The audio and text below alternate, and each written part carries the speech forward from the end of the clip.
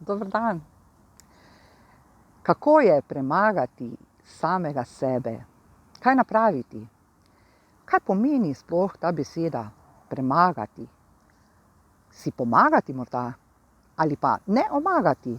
Jaz bi najbolj rekla, da sta povezavi ti dve besedi ravno s tem, da ne omagamo in si pomagamo, da kljub vsemu, če doživimo poraz, ko strmimo k nečemu, ko izpeljujemo en projekt, ali je to projekt na osebni ravni, ali je to poslovni projekt, da ne omagamo in si pomagamo.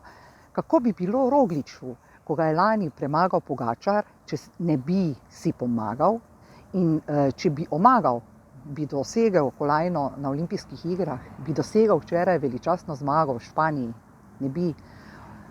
Roglič je odšel naprej, ne glede na vse. Premagal je v bistvu samega sebe, ker če ne bi premagal samega sebe, bi omagal. To je moje razmišljanje o tem, kako je potrebno v svojem življenju ovire premagati, ne omagati in si pomagati. Srečno!